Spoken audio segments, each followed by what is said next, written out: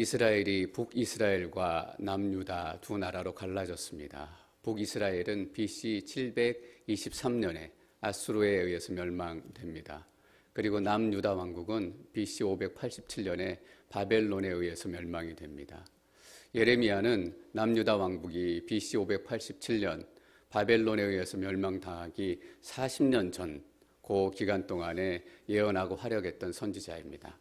다시 말하면 예레미야는 유다 왕국의 멸망을 예언하면서 동시에 그 멸망과 함께 궤적을 같이 했던 예언자였습니다. 그래서 우리는 예레미야를 눈물의 예언자라고 부릅니다. 예레미야의 예언의 메시지가 눈물을 담은 또 애통의 예언이기도 했지만 또한 그 예언의 직접적인 당사자가 되었기 때문입니다. 제가 예언한 그 남유다의 마지막 예언을 자기의 눈으로 목격할 수밖에 없었던 슬픔을 갖고 있었던 예언자였습니다. 오늘 읽은 본문 말씀은 예레미야를 통해서 계속적으로 하나님께서 이 유다 왕국에 대한 마지막 심판, 마지막 시간에 대해서 말씀하시는 내용입니다. 23절, 24절 말씀 읽습니다. 23절 시작. 내가 땅을 보니 형태가 없고 비어 있었다. 하늘을 보니 그곳에 빛이 없었다. 내가 산들을 보니 산들이 진동하고 모든 언덕들이 흔들리고 있었다. 예레미야를 통해서 계속적으로 유다, 예루살렘에 대한 심판의 메시지가 선포되고 있지만 그 메시지에 귀 기울인 사람들이 거의 없었습니다. 하나님의 심판이 어떤 것인지 심각하게 생각해보는 사람들도 거의 없었습니다. 그래서 예레미야를 통해서 전해지는 하나님의 심판의 메시지는 더욱더 거칠어지고 있고 더욱 숨가빠지고 있고 더욱 무거워지고 있는 상황입니다. 유다 사람들은 심판의 의미를 몰랐지만 예레미야를 통해서 주신 심판의 모습은 이러한 것입니다. 내가 땅을 보니 형태가 없고 비어 있었다.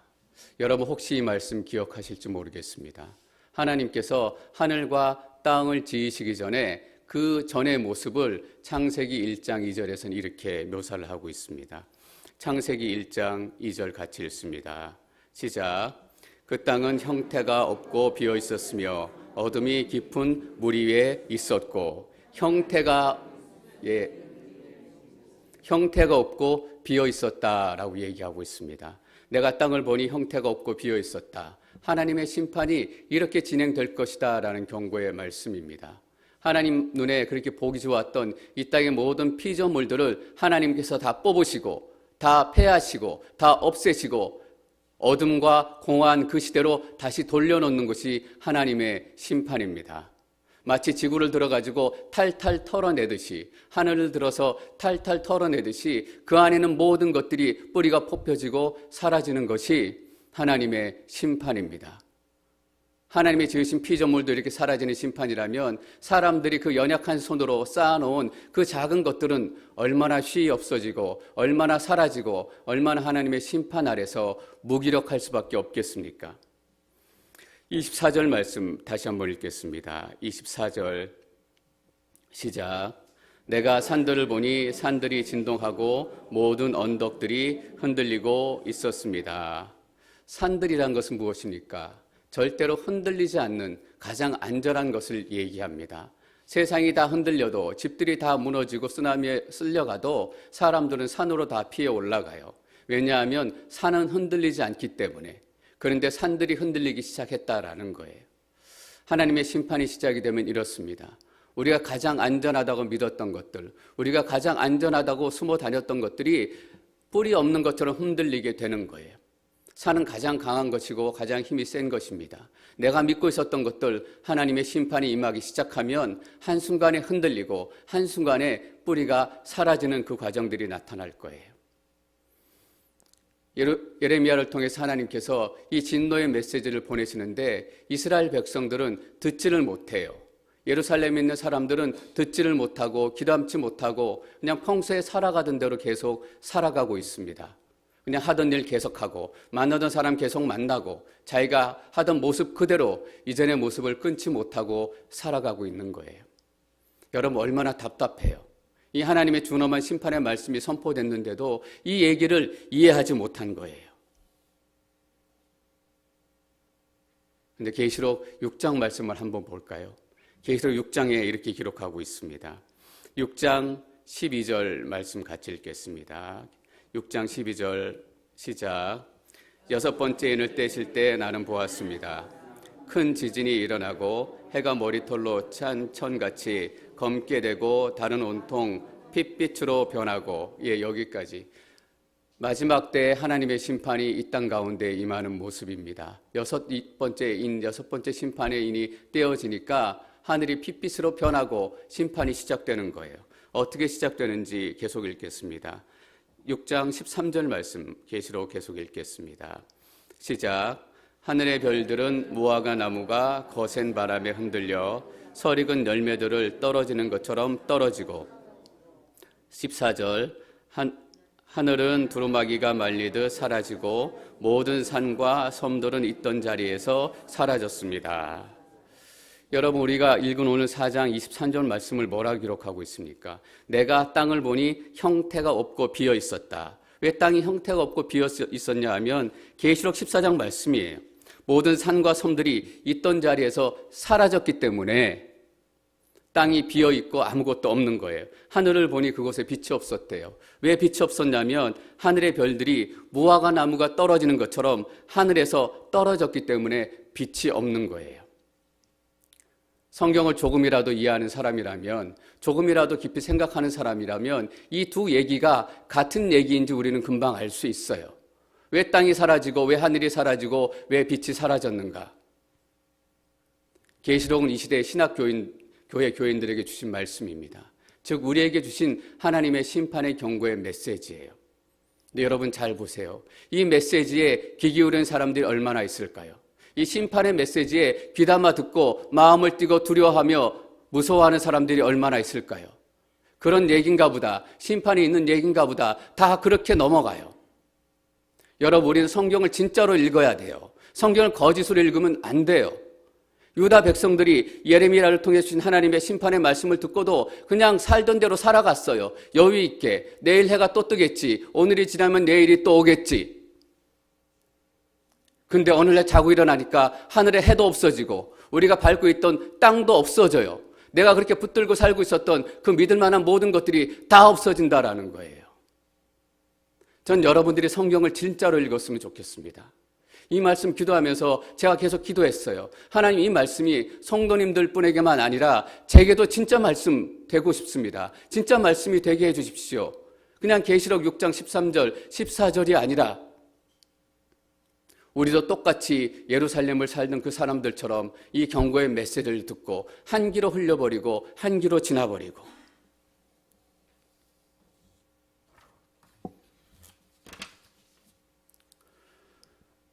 똑같은 메시지를 새롭게 받은 우리는 너무나 여유 있게 살아가요.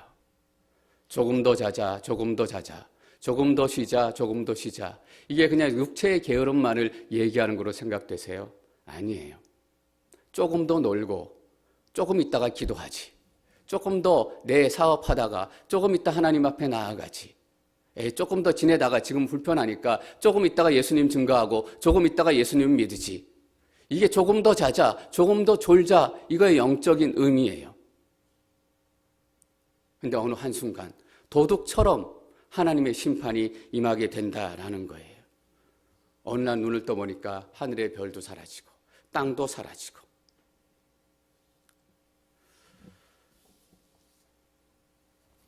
계시록 6장 15절 말씀 계속 읽겠습니다. 15절 시작. 그러자 땅의 왕들과 귀족들과 장군들과 부자들과 권세자들과 모든 노예들과 모든 자유자들이 동굴들과 산속 바위들 틈에 숨고, 직분은 다 달라요. 왕도 있고 장군도 있고 자유인도 노예도 있고 상인도 있어요. 그런데 이들이 공통적으로 하고 있는 생각이 뭐냐 하면 숨을 수 있다라는 착각이에요. 하나님이 심판하시는데 어떻게든 숨을 수 있다라고 착각하는 거예요. 돈이 많고 적고, 많이 배우고 적게 배우고, 이게 아무 차이가 아니라 그들이 똑같이 품고 있는 생각은 하나님의 심판에 숨을 수 있다라는 거예요. 산속 바위들 틈에 숨고, 그러면 하나님의 심판 내가 피해갈 수 있겠다. 16절 계속 읽어볼까요? 16절 시작. 산들과 바위들을 향해 외쳤습니다. 우리 위에 무너져 내려라. 그래서 보좌에 앉으신 이의 얼굴과 어린 양의 진노로부터 우리를 뭐라 그래요? 숨겨다오.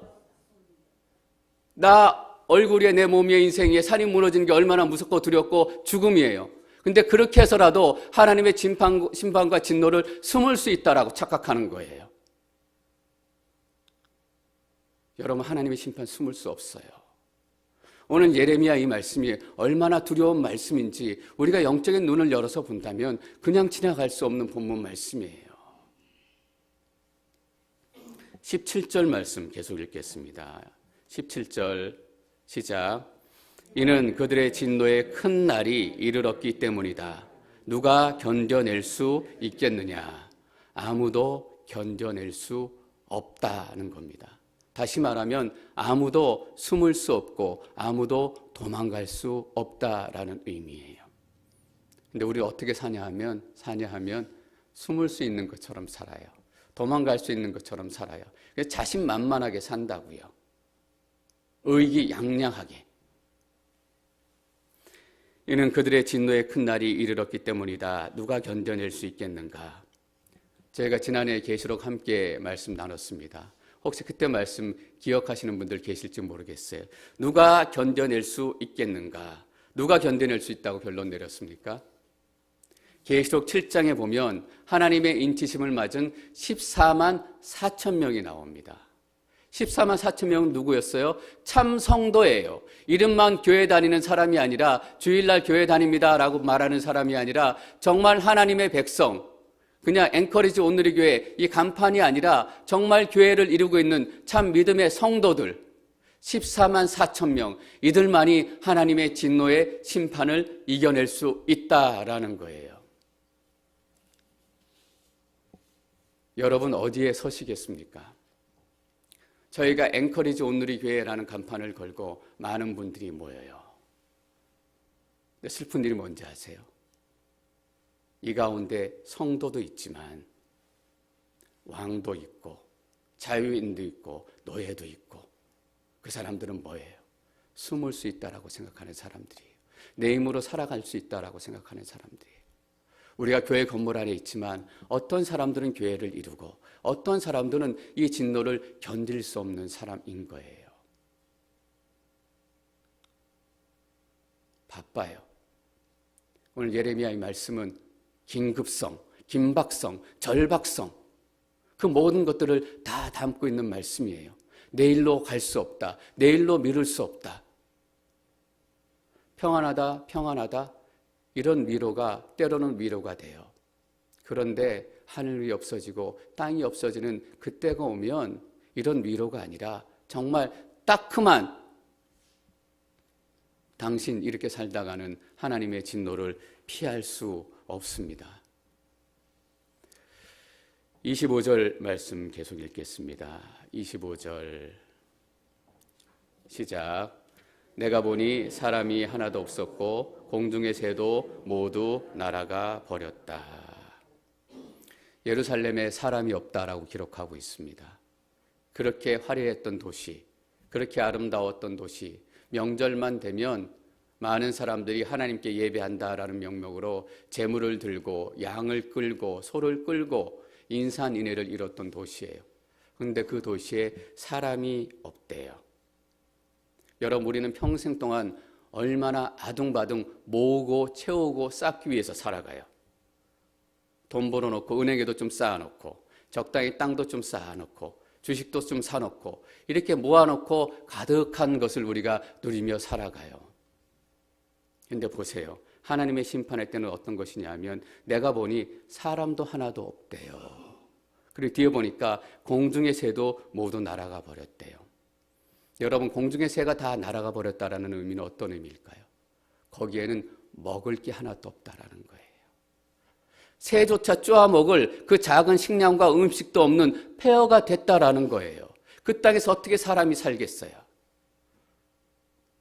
여러분, 우리는 하나님의 심판이 어떤 것인지 잘 몰라요. 그냥 마지막 때가 되면 심판이 오겠지. 마지막 때가 되면 하나님께 심판하시겠지. 늘 성경을 이렇게 가짜로 읽으면 안다고요. 하나님의 심판은 어떤 것이냐면, 사업하시는 분들, 이런 얘기 하시는 분들 저에게 들어본 적이 있어요. 사업이 그렇게 잘 됐는데 어느 순간 되니까 모래 빠져나가는 것처럼 돈이 빠져나가는데 정신을 못 차리겠었습니다. 썰물이 나가는 것처럼 돈이 빠져나가는데 잡을 수도 없고 한순간에 다 빠져나가더라고요. 다 빠져나가는 거예요, 여러분. 아무리 많은 것도, 아무리 높이 쌓아놓은 것도, 여러분 이 시대의 도시를 보세요. 많이 짓고 높이 짓고 넓이 짓고 매일 아파트 지어요. 매일 새 건물 지어요. 매일 새로운 시스템이 들어와요. 그렇게 다 채워놓고 다 만족하며 산다고요. 근데 심판의 때가 오니까 내가 보니 사람도 하나도 없고 새도 하나가 없고, 그런 땅을 무슨 땅이냐고 얘기하냐면 광야라고 얘기하는 거예요. 26절 말씀 계속 읽습니다. 26절 시작. 내가 보니 좋은 땅이 광야가 됐고 여호와 앞에서 여호와의 맹렬한 진노 앞에서 여호와의 모든 성읍들이 붕괴됐다. 좋은 땅이 광야가 됐습니다. 좋은 땅은 예레미야 2장에 보면 기름진 땅이라고 다시 표현하고 있습니다. 기름진 땅은 다른 말로 표현하면 젖과 꿀이 흐르는 땅입니다. 하나님께서 종살이하던 히브리인들을 출애굽시키셔서 광야에서 40년 동안 훈련시키시고 젖과 꿀이 흐르는 땅으로 인도하셨어요. 근데 여러분, 이제 거꾸로 가고 있어요. 젖과 꿀이 흐르는 땅에서 이스라엘 백성들이 광야로 나아가고, 나중에 예레미야 46장 보면 사람들이 예레미야를 끌고 애굽으로 도망가요. 출애굽을 시켜놨더니 죄에 가득 찬 이스라엘 백성들이 역출애굽을 하는 거예요. 그리고 바벨론으로 포로로 끌려가는 거예요. 천지창조가 거꾸로 가고 역출애굽이 일어나고, 이유는 하나입니다. 이스라엘 백성들이 하나님을 떠난 결과이고 하나님이 이스라엘을 떠난 결과입니다. 여러분, 팔레스타인 땅이 젖과 꿀이 흐르는 땅이 된 이유는 단 한 가지밖에 없습니다. 거기에 하나님이 성전이 있었기 때문이에요. 팔레스타인이 하나님의 성전이 됐기 때문입니다. 우리의 삶이 하나님의 성전이 되면 우리의 삶은 젖과 꿀이 흐르는 땅이 될 줄 믿습니다. 그런데 우리의 삶에서 하나님이 떠나시면 우리는 어떤 땅이 되냐 하면 가뭄에 논밭이 쩍쩍 갈라지듯이 그렇게 메마른 인생이 돼요. 채워도 채워지지 않고 부어도 생명이 남지 않는 그런 메마른 땅, 광야의 땅이 된다라는 거예요. 내가 보니 좋은 땅이 광야가 됐고 여호와 앞에서, 여호와의 맹렬한 진노 앞에서 여호와의 모든 성읍들이 다 붕괴가 됐다. 여러분, 이것이 하나님의 심판입니다. 27절 말씀 계속 읽겠습니다. 27절 시작. 그러므로 여호와께서 이렇게 말씀하셨다. 온 땅이 폐허가 될 것이나 내가 완전히 파멸시키지는 않을 것이다. 하나님께서는 진노 중에도 긍휼을 잊지 않으시는 하나님이십니다. 하나님께서는 반드시 구루터기를 남기셔서 절망 중에 새로운 소망을 보게 하십니다. 하나님께서 저는 여러분들을 이 땅의 남은 자들로 선택하셨다라고 믿습니다. 여러분들을 통해서 구원의 역사를 이루어 가실 거예요. 근데 28절에는 이렇게 얘기해요. 28절 말씀 계속 읽습니다. 시작. 이 일로 인해 땅이 슬퍼할 것이며 저 위에 하늘이 어두워질 것이다. 내가 이미 말했고 작정했으니 내가 긍휼히 여기지도 돌이키지도 않을 것이다. 내가 너희를 완전히 파멸하지 않을 것이다 라고 위로하시는 것 같았는데 28절에 이렇게 다시금 경고하세요. 내가 이미 말했고 작정했으니 내가 긍휼히 여기지도 돌이키지도 않을 것이다. 여러분, 왜 하나님께서 이렇게 다시 경고하실까요? 남은 자를 살려주실 것이다. 진노 중에라도 긍휼을 잊지 않을 것이다. 이것은 분명히 하나님의 은혜입니다. 그러나 이 하나님의 은혜가 너희들에게 핑계가 돼서는 안 된다라는 거예요. 하나님께서 용서해 주시니까 오늘 하루 이렇게 살아도 괜찮겠지. 하나님께서 어차피 용서해 주실 거야. 그냥 조금만 넘어가 봐. 죄의 핑계가 돼서도 안 되고 하나님을 떠나는 핑계가 돼서도 아니고 반역하는 핑계가 돼서도 아니고 이 하나님의 경고의 메시지를 한 귀로 듣고 한 귀로 흘리는 핑계가 돼서도 안 된다라는 거예요. 여러분, 하나님께서는 진노 중에도 긍휼을 잊지 않으시는 하나님이세요. 근데 동시에 하나님은 어떤 하나님이시냐 하면 죄는 끝까지 쫓아가서 심판하시는 하나님이세요. 죄는 끝까지 쫓아가서 벌하시는 하나님이세요. 하나님 옆에 돌아와서 죄를 회개하지 않고 하나님 내가 죄인입니다 용서해 주십시오 라고 회개하지 않는다면 하나님께는 지구 끝까지라도 쫓아가서 그 죄를 용서하지 않고 심판하시는 하나님이다 라는 경고의 메시지예요. 여러분, 우리는 두 하나님을 동일하게 믿어요. 근데 우리는 한 하나님만 믿고 싶어 해요. 긍휼하신 하나님, 용서하시는 하나님, 내가 이 죄가 있지만 그냥 조금 묵히고 살면 하나님께서 용서해 주시겠지? 아니에요, 여러분. 용서받지 않은 죄, 용서되지 않은 죄는 하나님께서 끝까지 쫓아가신다라는 거예요. 보세요. 내가 이미 말했고 작정했으니 내가 긍휼히 여기지도 돌이키지도 않을 것이다. 우리가 분명히 두려운 하나님 만나야 합니다. 하나님께서 어떤 분이신지 우리가 잊지 말아야 합니다.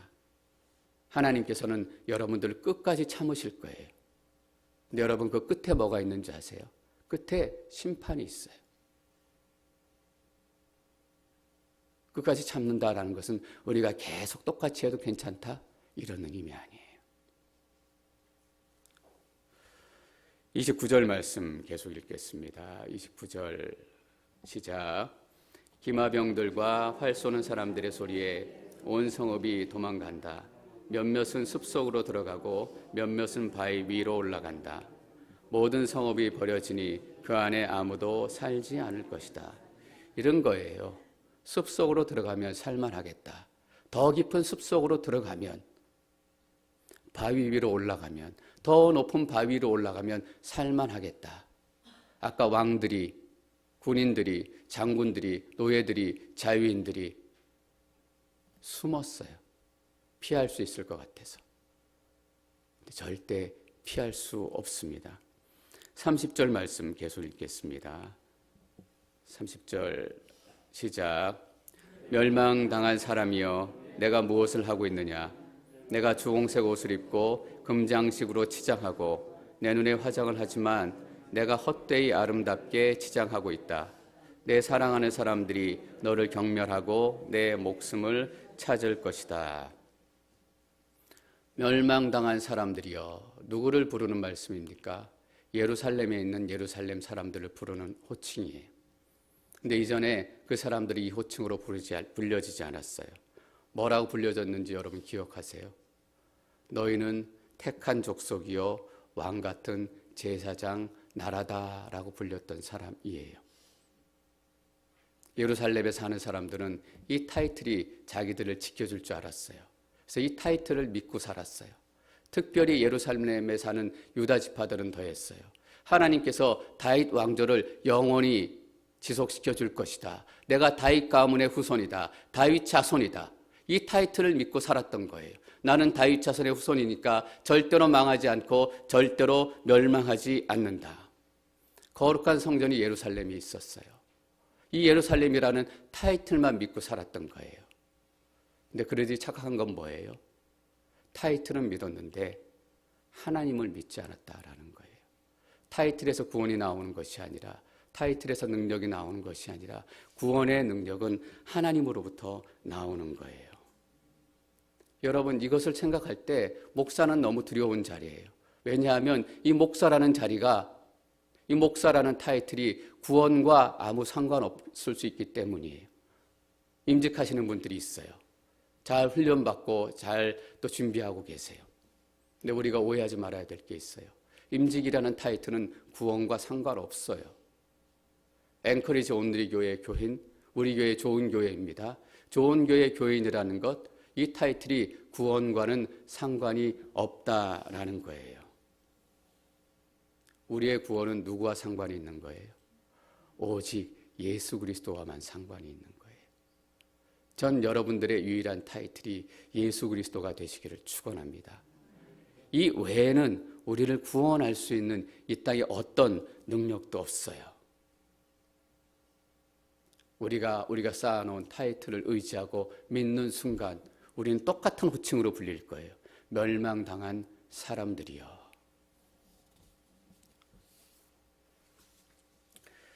그리고 계속 묻습니다.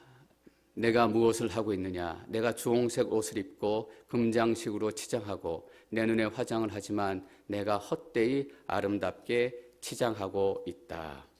주홍색으로 옷을 입고 금장식으로 치장하고 있대요. 어떤 모습을 얘기해요? 몸 파는 여자를 얘기하는 거예요. 겉을 번드르하게 꾸며가지고 적들이 쳐들어오는데 몸 파는 여자처럼 아름답게 꾸며서 적들을 좀 홀려서 피할 수 있다, 숨을 수 있다, 도망갈 수 있다라고 생각하는 거예요. 꾀를 내는 거죠.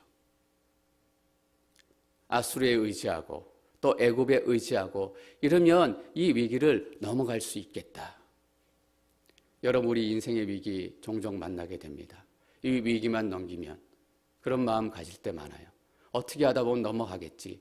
시간대 오면 지나가겠지. 계시록 17장 4절 말씀 같이 읽겠습니다. 17장 4절 시작. 여자는 자주색과 붉은색 옷을 입고 금과 보석과 진주로 꾸미고 있었습니다.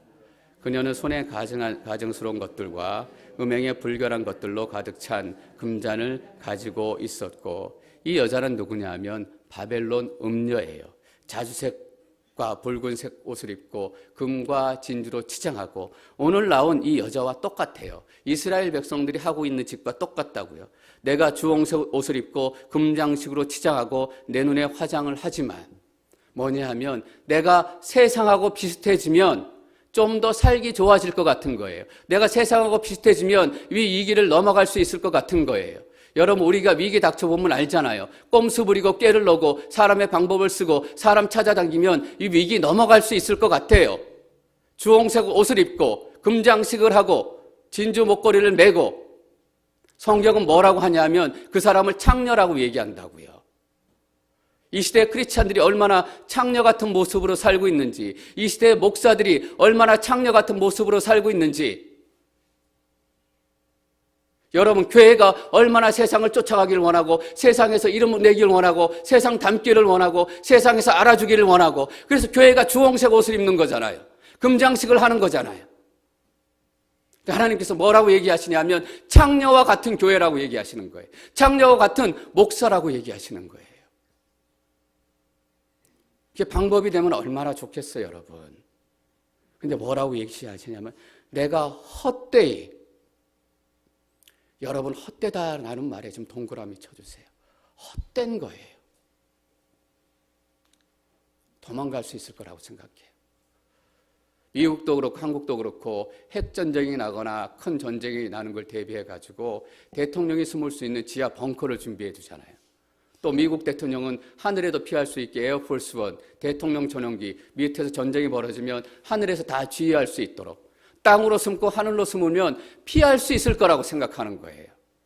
여러분, 사람들이 일으킨 전쟁은 피할 수 있어요. 사람들이 일으킨 환난은 피할 수 있어요. 경제적인 어려움, 삶의 고난 도망갈 수 있다고요. 근데 착각하면 안 된다는 게 뭐냐면 하나님의 심판은 어떤 수를 써도 피할 수 없다라는 것이에요. 여러분, 우리가 잊지 말아야 돼요. 이 시대에 크리스찬이라고 얘기한다면, 내가 하나님 믿습니다 라고 고백한다면 우리는 이 성경 말씀을 진짜로 읽어야 돼요. 저도 설교 준비하면서 마음이 얼마나 뜨끔뜨끔한지 모르겠어요. 마음이 얼마나 철렁철렁한지 모르겠어요. 좀 더 자자, 좀 더 자자, 좀 더 쉬자, 좀 더 쉬자, 그렇게 목회했던 목사가 바로 저기 때문이에요. 그렇게 신앙생활했던 크리스찬이 바로 저이기 때문이에요. 저보다 훌륭한 분들 참 많아요. 근데 너무나 많은 분들이 제 수준에서 신앙생활하고 있더라고요. 성경을 진짜로 읽지 않고 내 눈에 화장을 하지만 내가 헛되이 아름답게 치장하고 있다. 창녀처럼 이 남자 저 남자 이 나라 저 나라 애굽, 아수르, 바벨론 찾아다니는 게 아니라 이 위기의 시기에 우리는 누구 찾아가야 해요? 우리 진짜 남편. 주홍색 옷 입지 않아도, 화장하지 않아도, 화장 다 지우고 맨 얼굴로 나타나는데 눈썹이 반쪽밖에 없어도 우리의 영원한 신랑 대신 우리의 진짜 남편 예수님에게로 찾아가야 되는 거예요. 여러분, 우리는 주홍색 옷을 벗어버려야 돼요. 금장식도 벗어버려야 돼요. 화장도 다 벗어버려야 돼요. 우리는 맨 얼굴로 하나님 앞에 서야 되는 거예요. 그리고 가슴을 치면서 하나님, 내가 죄인입니다. 내가 이 메시지를 너무나 무시하고 살았습니다. 하나님, 이것이 예루살렘에 살았던 그 사람들에게만 주신 메시지라고 생각했습니다. 그런데 요한계시록 6장 13절 14절에 똑같이 우리에게 경고하신 메시지.